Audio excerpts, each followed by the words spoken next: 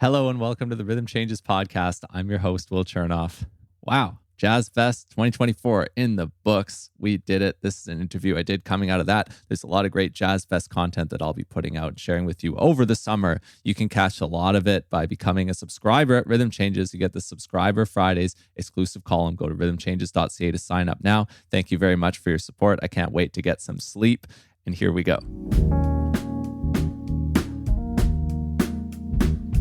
All right, this guest, we didn't really talk about it, but I want to tell you something about him. When I started Rhythm Changes way back before likely you ever heard of it in the summer and fall of 2020, he was the first ever person who I didn't know personally to discover Rhythm Changes and sign up for what was then basically the free weekly email. So he's a longtime supporter of mine, extremely grateful for him. And now we got a conversation on this show that I'm sharing with you right now.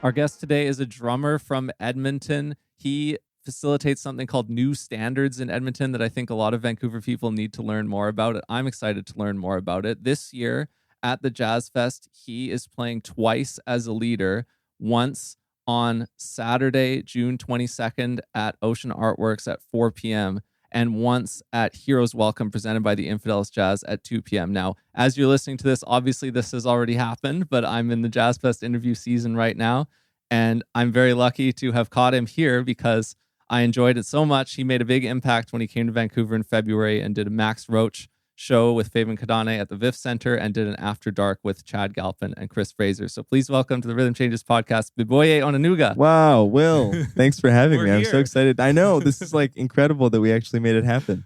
Yeah. So when did you get into town? Oof, I got into town at 7:50 this morning.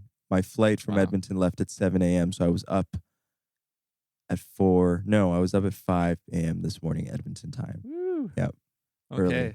And you told me that you already had a rehearsal today, I and sure it's did. barely noon here. So. Yep. Yeah. Feven and I and the crew that we're playing tomorrow, we had a nice little rehearsal. It was really great to have an efficient rehearsal before midday. Mm-hmm. I want to go back to the Max Roach show because that's a reference point for a lot of people in this community for you recently. It was an outstanding show. Thank Definitely you. one of my favorite shows of the year. I'm not alone on that. Wow. I enjoyed your After Dark as well. Can you put that trip to Vancouver a few months ago into context for you? Like, when was the last time you had been here? Or like, how did that experience all go down for you? Man, that was a really, really great time. And it kind of came together because, like, I think we'll probably talk about New Standards later on, but I was looking into, actually, I can put this into like a really grand context if we want to.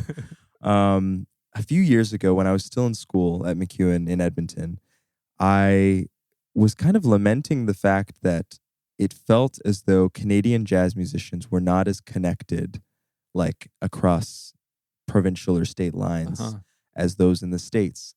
So I was like, I want to connect with people that don't live, not just in my city, but like in my province. And I want to get to know people. And I connected with a trumpet player named David Lavoie. And we just had a phone call. And it was like one of maybe 5 phone calls I had at the time. And I feel like maybe after 5 connections kind of across the country, I was like, okay, I feel a little more connected. But through David, my network in the Vancouver community kind of expanded, and I heard names, and I was like, okay, these people are on my radar. And when I heard about Feven, I was like, oh, I'm going to try to book her for New Standards. And it didn't end up working out. And yeah, like at the time, I think Feven even mentioned like the possibility of moving to Australia. So I was like, oh, this is never going to happen. And then months later, like 6 months later, Tim Raynert gave me the call, and Feven kind of asked me like, hey, we're putting on this really great show and we want you to play because it's a Max Roach feature and it feels fitting to have you come out and play that gig. So in many ways, it was a culmination of like a lot of connections over multiple years. And it was like, I think at that point I was maybe 8 months out of quitting my job and going full time with music And it felt very validating to kind of be called to play jazz outside of my province, because Yeah. I play a ton of jazz in Edmonton, but I hadn't like left all of the leaving or the gigs that kind of took me on the road were like pop, or like for my band, which is a jazz band, but like indie rock, or like with Odario, which is more of a hip hop project. So yeah, I was really stoked to just play. Yeah. Your band, Good Information, has been featured at Rhythm Changes by me and by Chris Fraser. Yeah, You early play on. with Chris now too. There's some more loose ends. that we'll Totally. throw There's a into lot of the- connections. into the pile here. Can you intro Good Information to somebody and talk about where that sits, on the road to people in Vancouver getting to know you? Because that's something you've been doing over the last couple of years too. Yeah, Good Information is my hip hop jazz project in Edmonton. Yeah, if you're a fan of like Bad Bad Not Good or Alpha Mist or Knee Body, that's kind of the world of music that we live in. And yeah, you featured us. Chris wrote kind of a feature on our debut single, which came out like 5 years ago. And so that kind of was another loose end that made me ask, like, oh, I should ask Chris to play when I come to town. Oh. But yeah, Good Information is like the project that is kind of in many ways my first band. And so we're kind of really lucky that my first band had some legs on it.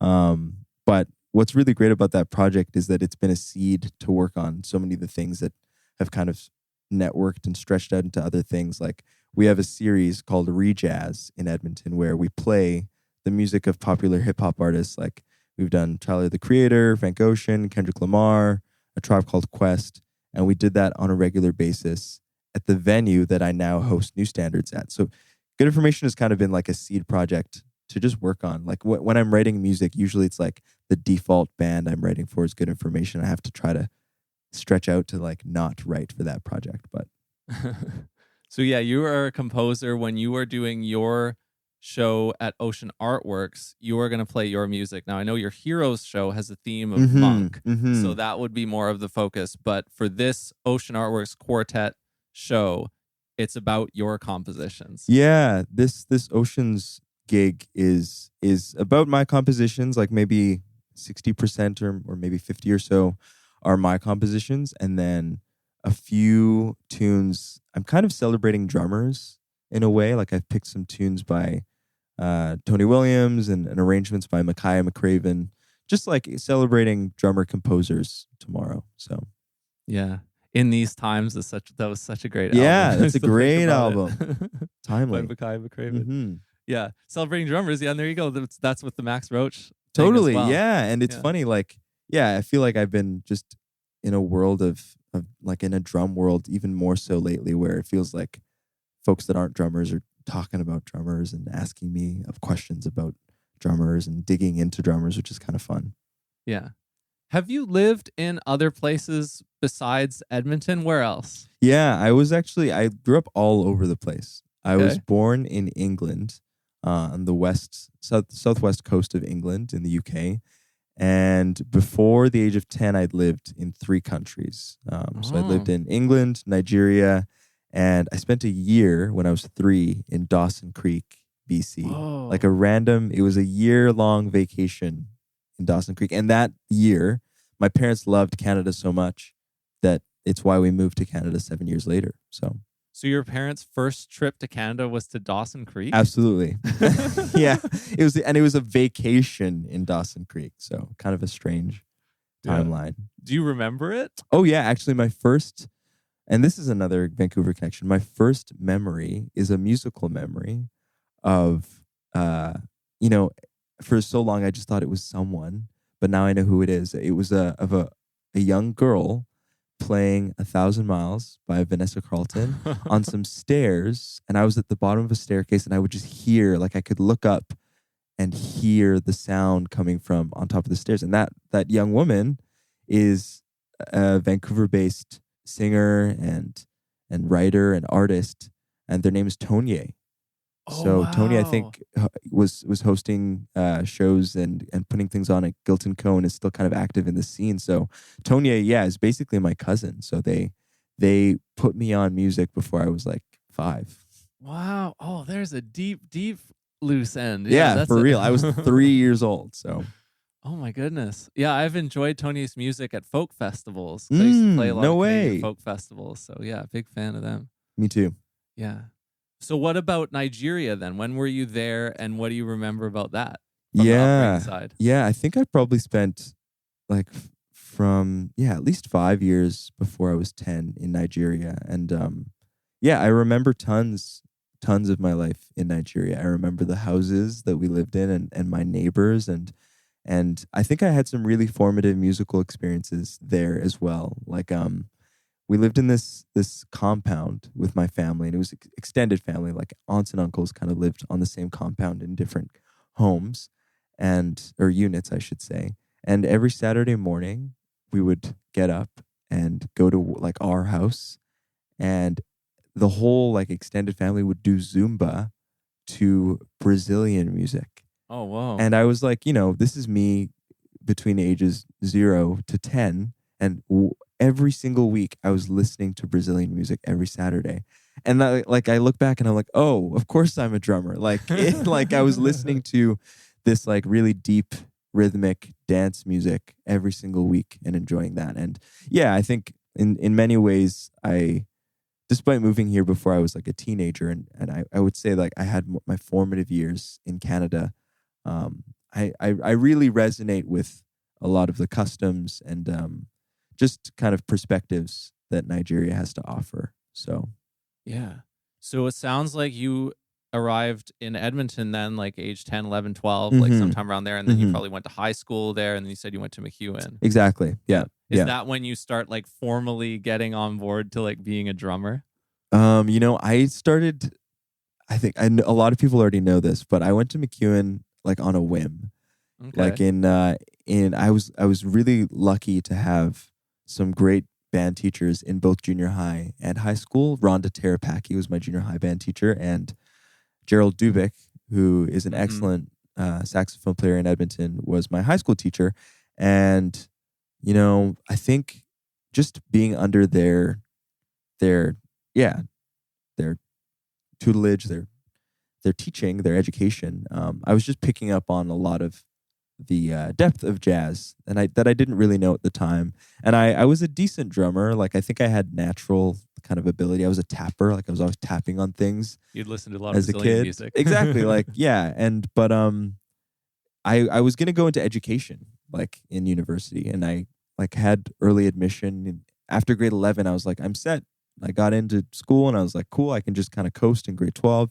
Oh. And then I'd never taken drum lessons, and I found out that essentially, I don't know why this was my perspective looking back, that when you audition for uni or for a music program, you usually get some sort of feedback, like whether you don't get the decision right then and there often, but like you get feedback on like, oh, like this was your strengths, or you could ask for feedback after your audition. So I was like, oh, this is free, like feedback on my drumming, which I felt as though I'd never really had from a drummer before. So I auditioned on a whim. I was like, oh, I'm going to get some free feedback on my drumming. This will be great. And then I'll go do education. And then after my audition, they were like, great, we'll see you in the fall. And I was like, oh, okay, I guess I should give this a try. So then I went to music school, totally not planning on like going into really like playing, or I didn't know what I was going to do. I thought I was going to teach. I do teach, but I thought I was like really going to mainly teach. So yeah, curveball. Yeah. Oh, that's a good one. Yeah, but you were very receptive to it all the way along when they said that. It didn't like freak you out or feel like it destabilized you. Maybe it did for a little bit, but like ultimately it was just kind of part of the plan and you went for it. I think maybe underneath my conscious psyche, I think I'm supposed to be here. I'm supposed to be going in this direction. Like I felt led in that direction, but I didn't really know it. Yeah. So how'd your time at McEwen end up going? It was awesome. I think a lot of the people I play with, the people I run New Standards with, I met them there. I had the opportunity to go to school in Finland for a semester, and that was deeply formative. Actually, everyone that runs New Standards with me, Gareth Gilliland, a great guitar player, and Sean Kroll, a great bass player, they also went to Finland. Oh wow! If like there's a kind of a little cohort of players in Edmonton that had this Finnish experience, and I think we all come back with like a similar flavor and ambition. So yeah, I really loved MacEwan, had great teachers, met a lot of really great people, and was encouraged to explore. I think that was maybe the best thing, is that I was just introduced to so much music in a really open-minded fashion. And I think I brought a distinct flavor to MacEwan, and it wasn't discouraged. So I appreciate it. Nice. Oh, that's a good way to put it. How did this Finnish thing come about? Man, MacEwan has an exchange program. So a bunch of Edmontonian MacEwan University students go to Metropolia University in Helsinki, Finland. And a bunch of Finnish students come back to Edmonton, and we trade. And yeah, they have I think 4, or at my time there they had 4 exchanges. I think they had one to I'm going to misspeak here, Italy, and they had one to England, and they had another. And the performance majors were encouraged to go to Finland because it was kind of a strong performance school. And yeah, I met a bunch of great Finnish players. I like was sucked into the Finnish jazz scene, like the Helsinki jazz scene, for like 5 months, and came back with like a new language, immersed in kind of this different culture of music that I think Europe has, and specifically Helsinki has. Like they have a really strong traditional kind of like culture, like jazz culture. So when you went there, how much to Europe had you been going other than like your roots in the UK? Yeah, I think really just en route to Nigeria, which we went to Nigeria maybe since I was 10, maybe 4 times. So every couple of years, we would stop in England for some time to see our family friends there. But aside from that, I know when I was a child, like before I was 10, my mom would travel around to different parts of Europe, but I can't remember any of that. So in many ways, like none of it felt foreign to me. I think especially just growing up in 3 different countries before the age of, 3 actually. I was in 3 different countries before I was 4. I was very malleable. Like one of my mentors has this kind of saying that you're either a people person, a place person, or a purpose person, like the 3 Ps. Like, and you could be 2 out of 3, but you're not all 3. And I would say that if I had to pick 2, I'm not a place person. What does that? Tell me more about that. What does it mean? Yeah, like you're either a people person, like you're kind of what keeps you motivated, or what drives you is the people in your life, or other people, like you're oriented towards people. You're a place person, like you're kind of oriented towards the place that you live, or like even just your childhood home, or your city, or just like the ocean. Like you could be kind of like that kind of place, like I like mountains, like and I'm drawn to them. Or you're like a purpose person, like you have a purpose in your life, and it doesn't matter where it takes you. It doesn't really matter which people it you have to interact with, but that purpose is kind of prime. And yeah, I'm definitely not a place person. I could be, and I felt that my whole life. Like you could drop me anywhere in the world, and I'll be a happy person as long as I'm doing what I think I'm meant to be doing. So sounds like purpose is number 1, people is number 2, because if you're in a different place, you often don't have the same people too, because there's absolutely a strong correlation. Exactly. Yeah, so those 2 are kind of tied in an interesting way, but that's an interesting trio of things. Yeah, I could sense that, even if you don't think about it, that probably you could look at what motivates or inspires you as a composer along those lines as well. Whoa, that's totally true. Wow, that's true. And it might also not match necessarily. Oh, that's so interesting. Whoa, I have never thought of that, and that is so true. And I think I even like in my bio, and I think mine do match. I think my compositions are rather purpose oriented. Okay, like they're. I don't write tunes about people, and I don't write tunes about places. I write tunes about ideas and things. So, do you want to give an example? Well, I mean, the example, I'm really stuck in this world right now of thinking about pace. Like pace is really just all I think about right now. So most of my tunes are about the pace of the modern world, the modern West, and how it's not really moving at a pace that's tenable to love and human flourishing. Like we are just way too fast. I think that's even part of why I like Europe. I think a lot of European cities are just slower. The people are slower. Like everything is just slower. And I think that aligns with me, and it aligns with, I think, what's best for humanity. Like, so that's kind of the overarching purpose of most of my writing, is like reflecting on that idea. Huh. Yeah, the reason why I thought of motivating you as a composer through that 3Ps thing and whether or not they match is because I actually think mine don't match. Oh, interesting. Because if I had to rank myself on those three on the spot now, I would say I'm people 1, Yep. purpose 2, and place 3. But by far the number one thing that I write tunes about is place. Ah, whoa, that's so interesting. Yeah. That's so interesting that it has like the place comes up as important in your kind of artistic practice. That's so cool. Yeah, all my tunes are about like my home city and places in it, and like other places that have inspired me and things. That's weird. I'm gonna have to think more about that. I'm gonna have to think about how place is significant to me now too.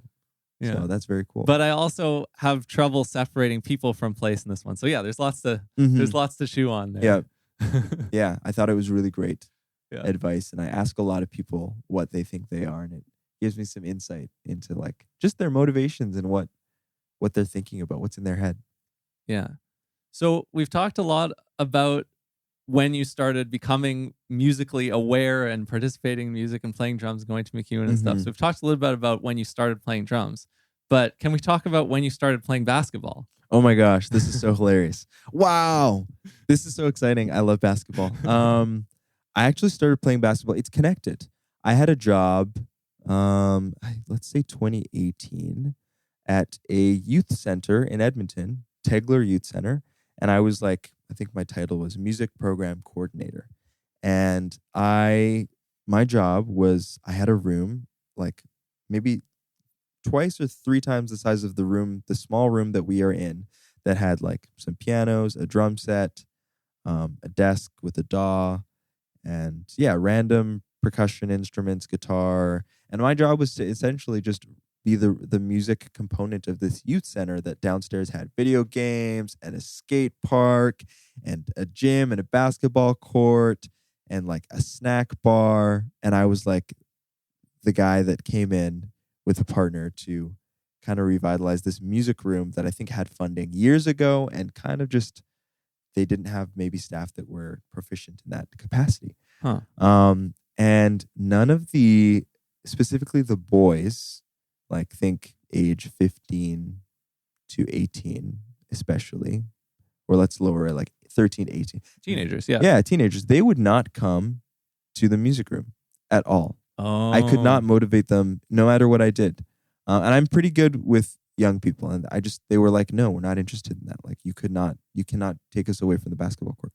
And so my only approach at the time, and I did not play basketball. Basketball was actually one of the few sports that I was not really into as a young person. And then my only motivation was, okay, I'll play basketball with you for 30 minutes, and then you'll come to the music room for 30 minutes. And they wanted me to play basketball. They were like, oh, okay, a challenge, playing basketball against a man, like a grown adult man. Exactly. And I'm like, okay. And I wasn't even very good at basketball. But over time, I think my job to impart a love of music and kind of the fulfillment that you get from that part of using your brain and body in that musical way, I did that, but they also did their job of imparting a love of basketball in me. So honestly, like after my 2 years or so of working there, I loved, like I was obsessed with basketball. And hopefully, I don't even think the kids were anywhere as into music as I am to basketball, but that's how I started playing basketball. So yeah, to pinpoint the timestamp of when we're recording this too, we are recording after the NBA finals are over. And so you got the bad news first. And Yeah. while the Stanley Cup finals are still active, Oh, yeah, both that's are true. going to be over by the time this comes out. That's But that's true. where we are right now. The Mavs lost and the Oilers are still alive. Yeah. So those may be relevant to you to different degrees. I get the sense that maybe the Dallas Mavericks are relevant to you. Yeah. People ask me, oh, who's your team? Like, and I'm like, I don't have a team. I just care about Kyrie Irving. Wherever Kyrie is playing, it's not even like I've become a fan of their team. I just want to watch Kyrie play basketball. So at the end of the day, this year, I can't be upset because I got to watch more Kyrie basketball than many other years because he made it to the finals. So yeah, I'm content. And I often see you on the court, like on your Instagram stories, like just day to day. So you're out there playing a fair bit. I'm out there all the time. I literally have been toying with the idea lately. If someone said you had to give up drums or basketball, I don't know what I would do. It might be drums, but yeah, I rehearse at this church, Knox Church in Edmonton, and I have a little studio space in the church, and they have a basketball court, and so I'm there all the time, decompressing. Yeah. So let's go one gig at a time here because you've got a bunch of stuff. There's all this Jazzfest stuff that you've been preparing that you're about to do. So, I mean, I haven't heard it yet, but we could still talk about it. So let's go back again to your quartet show. So we've talked about it a little bit. We've talked about how a lot of it is your compositions, but not all of it.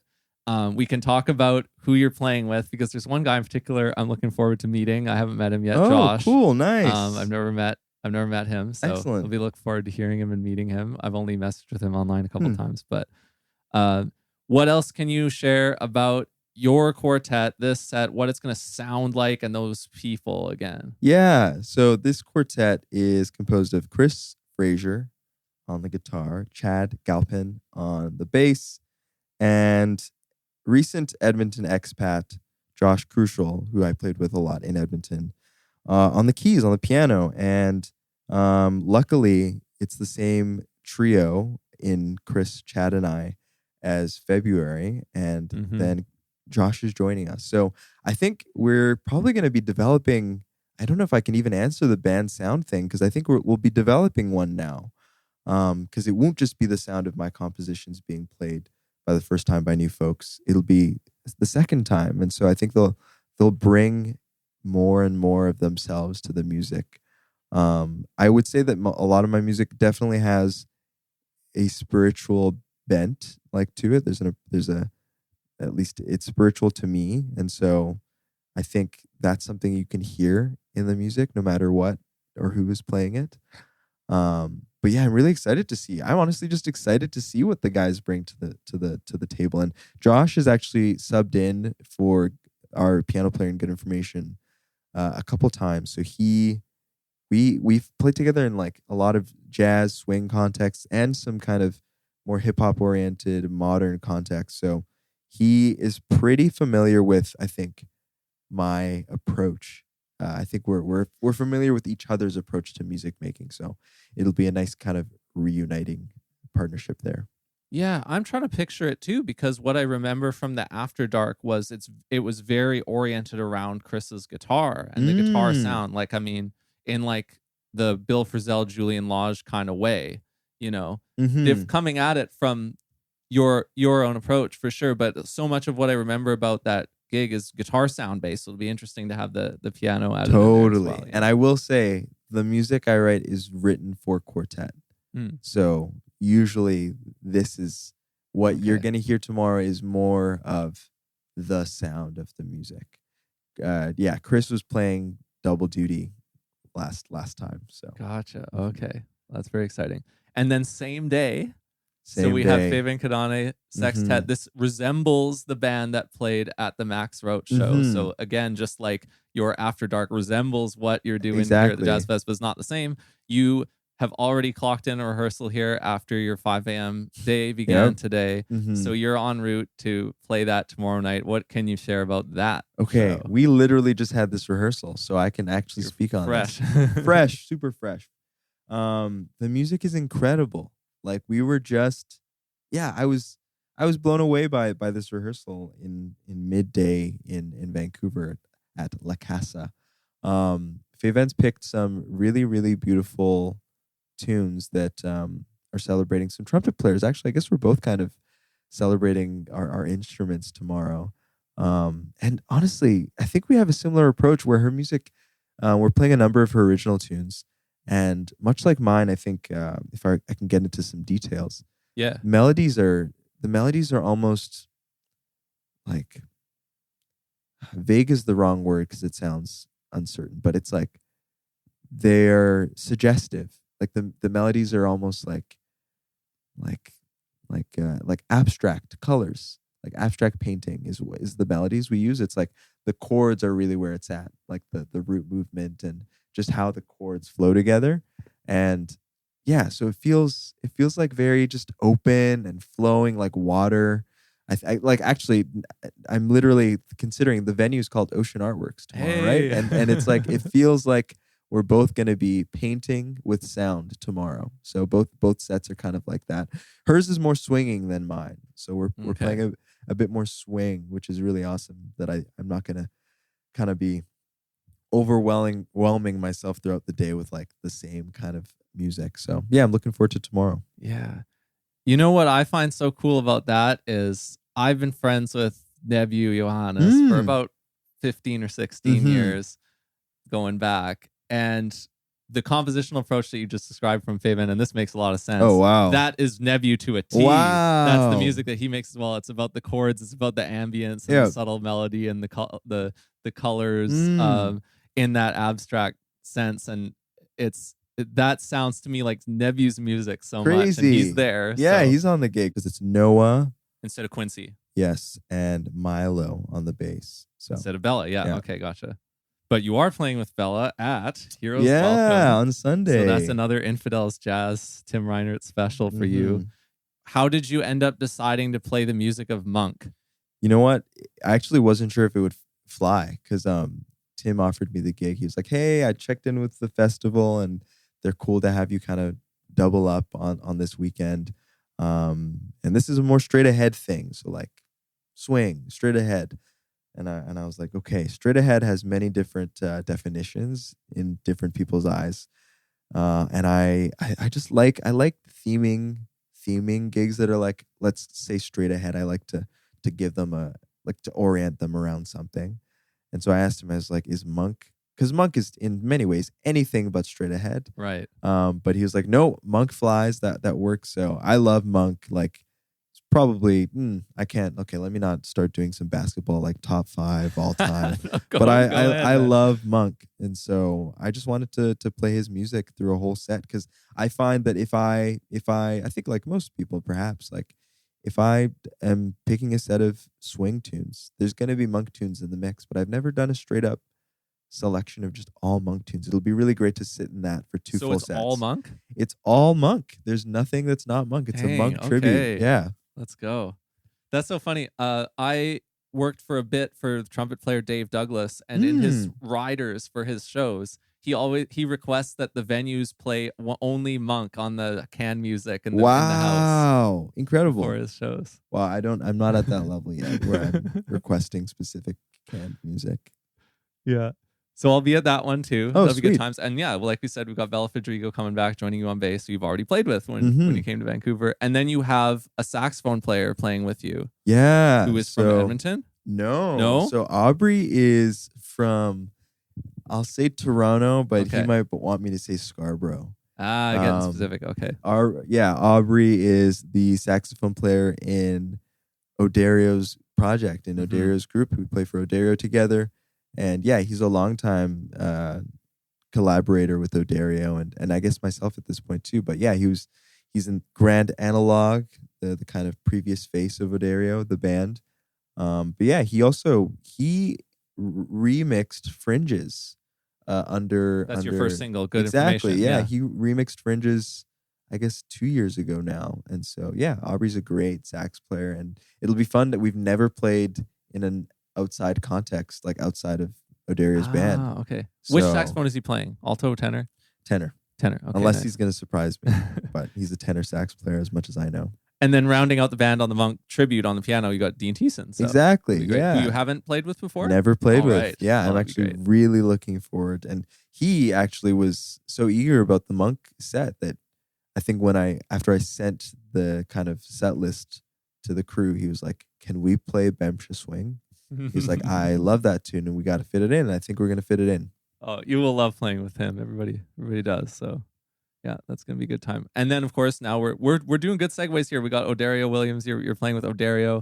You've got he has several engagements at the Jazzfest just like yourself. Yeah. I don't know if you are on all of them because there are some late night ones that maybe you're not, but he does have his own feature set in the programming. So tell me about what you're playing here with Odario and maybe about other times you played with him too. Yeah. So yeah, I've been playing with Odario for I think 3 years now, which is so fun, man. One of the most and that crew, the Odario crew, we share a love for basketball. Okay. And if the Mavericks didn't lose so early in the series, it would have been Game 7 tomorrow. Tomorrow? No, on Sunday actually. Oh wow. We were all kind of crossing our fingers, like, oh, let there be a Game 7 so we can all just like raise our heart rates before we play for this Vancouver. I know it would have been incredible. So yeah, but yeah, I love playing with Odario.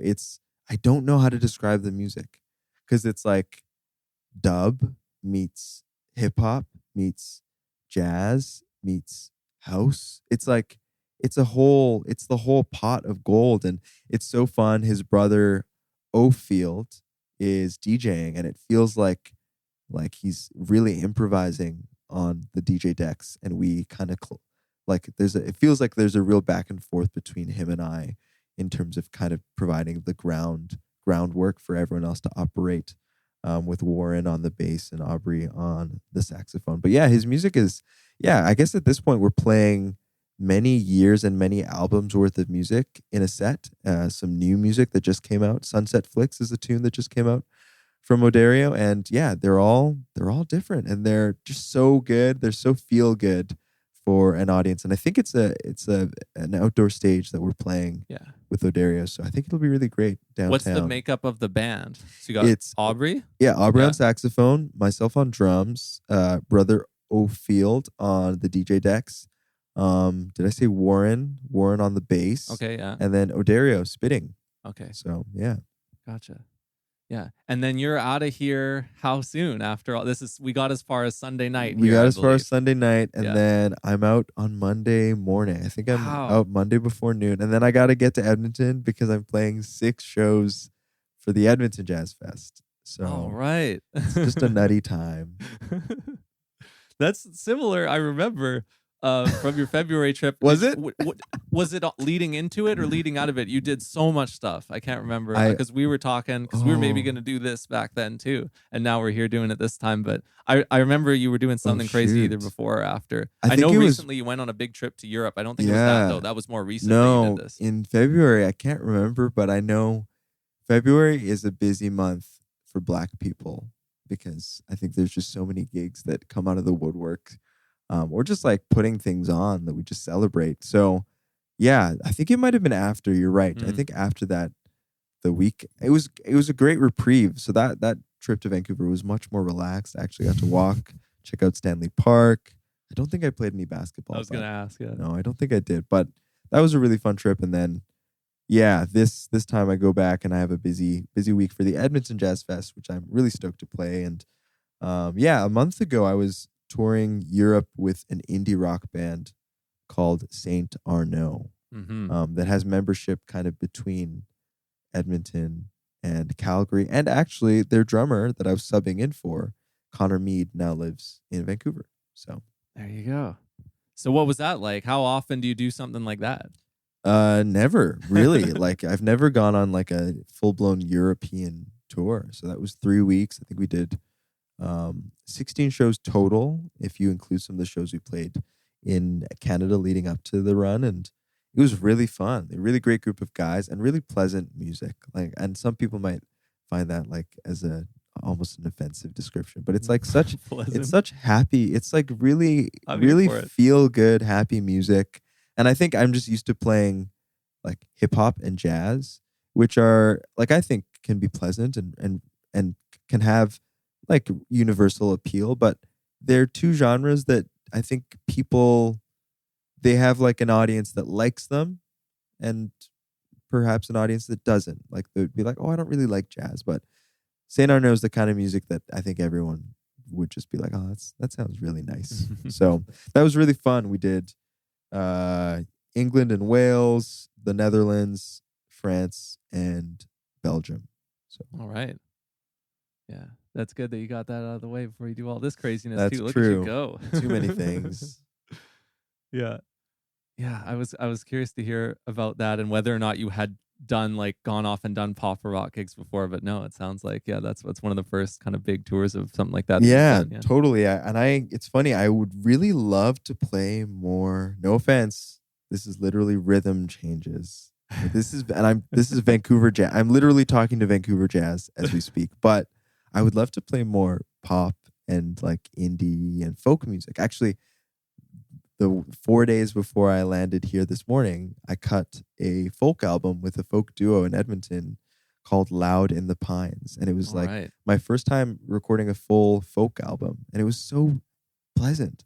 It was such a great time in the studio. So yeah, I hope to play more folk music in the future. I'm going to go to Nebu again here just because I know you're spending time with him. His original music, you would probably really dig. You're not, I've heard lots of it. It sounds awesome. He's going to have a show coming up later this summer. Oh, no way. To hear what he does around here. So hopefully that'll make its way online. Is it at the new fun venue that I'm hearing about? I don't think so. Okay. No, it's at a smaller thing. But I'll let him I'll let him deal with that. Totally. Much love to all his music for sure. Okay, we got to talk about new standards. So obviously I haven't been there. I haven't been to Edmonton in the Rhythm Changes time, but I would love to. So let's start here, and then we can maybe talk about the forming of it and such. But if I go to new standards today at my next opportunity, just like, what does it look like? What's the experience like? What am I in for? What is the new standards presentation? Yeah. What is happening there today? Yeah, New Standards is a Wednesday night gathering of people that are curious about improvised music and creating music together that's unplanned. And if you were to show up on a Wednesday, you'd enter the venue called The Common, which is collectively with the basement venue, 9910, my favorite venue, my favorite rooms in Edmonton to play. A really, really nice vibe. And you'd see a lot of young people there with their horns and their axes in hand. And you'd hear a DJ playing a really incredible eclectic mix of music that informs both the sets that are played by our guests every night and the jam that follows. And the format of the jam is, I guess actually I should start with the fact that every single week there's a house band and we feature a different artist and we back them. We back them. We play a short set, usually 5-tune set. So between 45, 50 minutes. And we try to, if there isn't already kind of improvisation baked into their music, we inject it ourselves.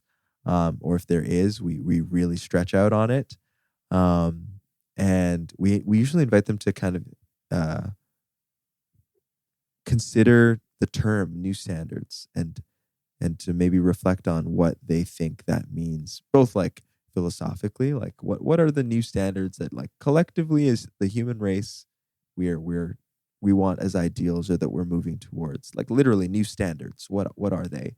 But also what tunes in the kind of modern jazz book would you put in a new song book? What do you think are the modern standards? We celebrate the local artists by featuring them, and then the night opens up into a jam that is entirely improvised. So we'll send up 4 or 5 folks and we try to handpick them so that they're folks that don't play together normally. And they just get the jam going. They start playing. And for about 2 hours from like 9 p.m. to 11 p.m., folks just tap in and tap out and the music doesn't stop.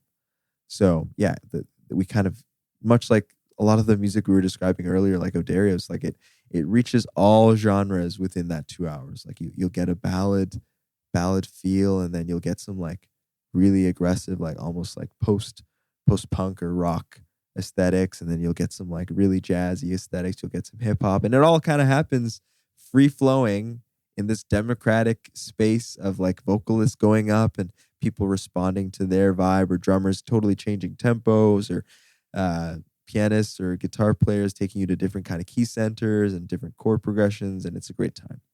It does sound like a great time.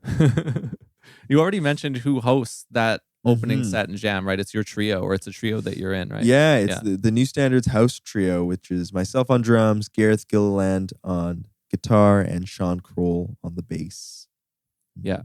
Now, and you actually know this, when I started Rhythm Changes, the format and what was involved in it was nothing resembling what it is today. It's changing all the time, constantly. So how much has this format changed? Has it always been like that, or has it evolved in what ways? Yeah, that's a really, really good question. In many ways, in my eyes, New Standards actually, like a previous iteration was with my band, Good Information, because we had a monthly sit-in at the Common called Common Thread.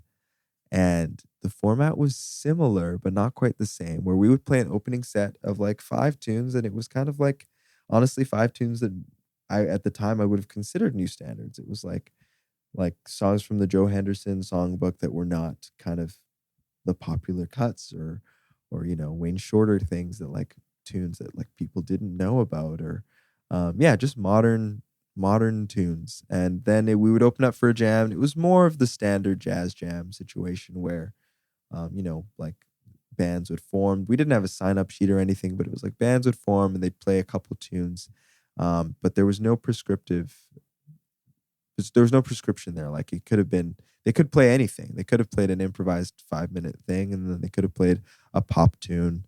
So that's kind of in some ways how I think it started. And then that got cut off by COVID. And I think at the time I was like, you know what? I don't think I want my own band running a jam. I just want to run a jam that's a jam and isn't connected to maybe a specific group of people.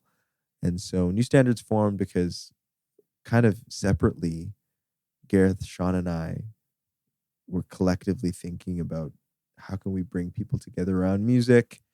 And then my fiance, Mikey, who's a graphic designer, who's kind of my co-conspirator in all things. So she was like, okay, how can we make this happen? And how can we give it a strong visual identity? Because that's important. And I think that's important for the history of jazz as well. And yeah, things have changed. It started out at a venue called CAFA, which is a really great cafe in Edmonton that is a really big open space, great for kind of live music. It started every 2 weeks. It was on Thursdays. And we didn't always feature guests. The house trio kind of used to be more of a band where it was like, every other week we would have, or I guess that would make it like once a month, because it was twice a month. We would just be the house band, and then every other week it was with a guest. And then we just found there were so many incredible artists in Edmonton. Like our list of potential guests would have been many years long if we kept doing it every 2 weeks. So we turned it into a weekly thing when we moved to the Common, because they had the funding for us to run every week. And then, we decided to forego as many house trio sets unless we kind of needed to put them in. And we just try to feature people as much as possible. And also now the DJ component is actually really important, I think, to us. Starting every night off with a DJ that really becomes a tastemaker for our community. Not just for the night. They're not just providing like a vibe. They are literally putting people on music that they've never heard. Much like I think we try to when we play an opening set or when we play a house trio set. They are really informing the vibe. And then you'll hear it in the jam. It's like the vibe that this DJ sets into place will kind of transition into the jam later in the night. So yeah, we love that part.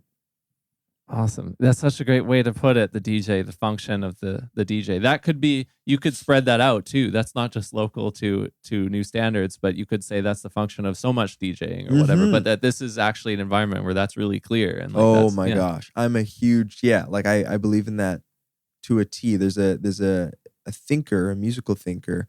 I don't know what his name, like his full first and last name is, but but you could probably find him online by looking up like Elijah Yes, One. the yellow squares. Yeah. No way. And yeah, he has this kind of conception that everyone is a DJ, and I'm so pro Yeah. that. So yeah.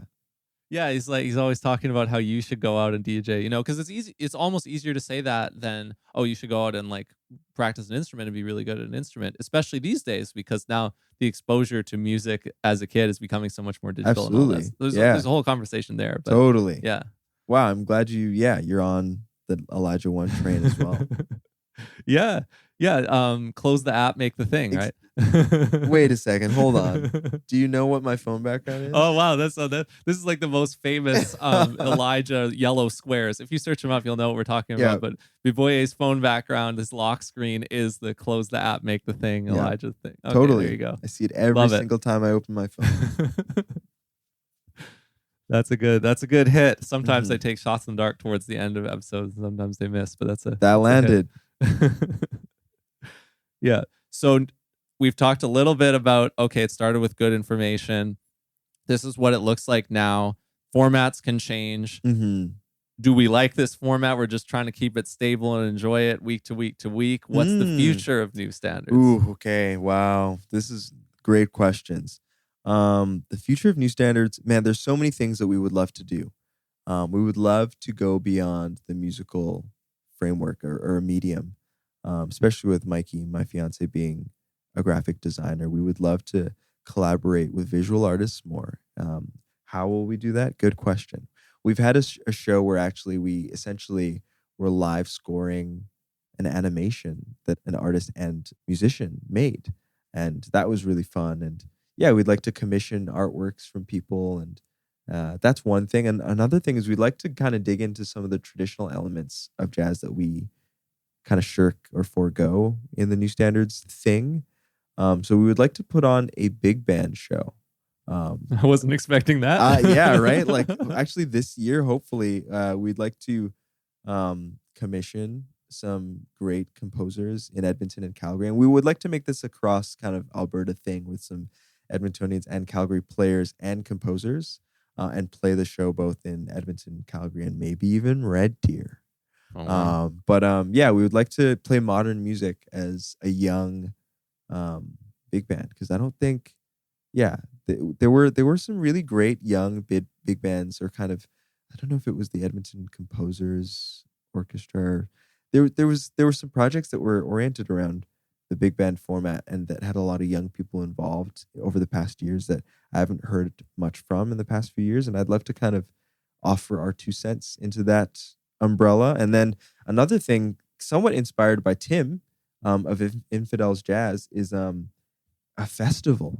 I'm scared to even conceive of that, but he said it to me. He was like, if someone went to all of the Infidels shows that we have, I think he might have said within a month, but sometimes you could probably say within a 2-week period, he was like, you're getting a jazz festival worth of music every week. Yeah, just over a longer period of time. And so we would love to actually try our hand at just booking a festival, because it feels like, for us, if you came to New Standards every week for 3 months or 6 months, you're getting a festival. But we would love to concentrate it and just have another offering, because Calgary has a really interesting kind of jazz, I guess just their organization behind jazz in Calgary. They basically have 4 festivals throughout the year that are a bit smaller. That's true. Yeah, that's a good point. Yeah, and I always thought that was really cool and like weird and intriguing, and I think it's cool that Edmonton has the big main one, much like most of the cities in Canada that have like the big TD Summer Jazz Festival. But I was like, I'd love to maybe partner with our festival or our kind of Edmonton Jazz organization, and what would the presentation of like an alternative festival look like, especially if it was like maybe themed in a certain way, and maybe both of them got a little more specific and had a more like a more succinct sound, like, okay, our summer festival is like this vibe and our winter festival is this vibe, and I think that'd be fun. So those are some options for you. You can pick. We don't know where to go first. So how much who's around you in New Standards? Because rhythm changes for me, I often talk about how it's lonely, even though it's such a social activity. But like at the end of the day, it's me and I'm by myself. It sounds like you and your fiance are both involved in New Standards. Are there other people, or is it similar to rhythm changes in that respect? No, it's a team. You got your trio mates who are hosting it. Exactly. Maybe some other people. Yeah, it's the four of us. So Okay, we nice. are New Standards. It's me, myself, Mikey Lynn, on kind of mainly doing our design work and our communications. Gareth Gilliland. Actually, Gareth basically put on like what our little Edmonton version of rhythm changes, because we had a podcast this past year that came out with 4 episodes. I haven't heard this. Yeah, the New Standards Radio Hour is our 4 episode podcast series that essentially celebrates the artists in Edmonton that we see on a weekly basis and that we just wanted to just talk about. So Gareth tag teams booking with me, but also I think he's kind of our special projects specialist. And then Sean Kroll on the bass, he's our money man and our logistics kind of operations human. So it's a team effort. I do kind of the things all in the middle, and I'm the gel for a lot of the things going on. But yeah, it's a big team effort. We're always kind of picking up the slack where someone else needs it. So that I love that about actually a lot of the projects I'm in are really team efforts. Like Good Information is a team effort. So New Standards is not a solo operation at all, thankfully. Yeah. Is Good Information still active? Absolutely. Yeah, nice. We have an album in wait. It's done. I'm gonna send it to you after this. Like, we got an album that we're just kind of chatting with some labels to put out. So very cool. Okay, I want to close with this. This could be a big question or a small question, depending on where you want to take it, but I don't have an agenda. You can do whatever you want with it. Okay. Do you feel at home in Edmonton? Do you feel at home in Alberta? How does it feel in that? Let's go to place, your least favorite thing. Does it feel like home to you right now? Because it feels like to me you've really made yourself at home there. Wow, that's really kind of you to say. You know, lately I've been feeling that way here and there. Like, oh man, I feel really grateful and blessed to live here and to play music here and to have grown up here. But my fiance has a tattoo on her ankle that says, "This must be the place." Talking Heads? No, I think it's she's gonna be mad if I don't remember. I think it's like it was like either a lyric by Bon Iver that he had, or like it was in like the liner notes for an album of his. But that's her one and only tattoo, and I think that's how I feel. And I'm kind of extending on my thoughts on places. Like, this must be the place is really just wherever I am. So like right now I'm in Vancouver, and this must be like right in this chair, in this very room. This is the place. This is home. And right now in my life, Edmonton is home, and I love Edmonton. My favorite thing to do is swim in the river in Edmonton, despite people thinking that's dangerous. But I don't know. I think for a long time I set my eyes on moving, not to like Vancouver or Toronto, not the kind of Canadian thing, but I see myself maybe moving to Europe because I think it's just literally more my pace. But I love Edmonton. I'm so at home in Edmonton. And so many of the projects I play for, they're like, oh my gosh, you have it so good in Edmonton because you can actually play music full time. And so I love Edmonton. It's home. Right on. Well, you're not in Edmonton right now. You're in Vancouver, and That's you're true. a busy guy. You've got work to do. I do. So obviously I'll be hearing you very, very soon, and I can't wait for that. And then after that, I hope I cross paths with you over in Edmonton someday and see what New Standards is all about. That'd We'd be a lot love of to fun. have you. You have to tell me when you're coming so Yes. that we can book you. That would be awesome. Thanks for making this work and for joining me in this little drum room here at Soundhouse Studios to make this happen. And we'll see you out there. Thanks, Will. So glad to be on Rhythm Changes today. Thanks for having me.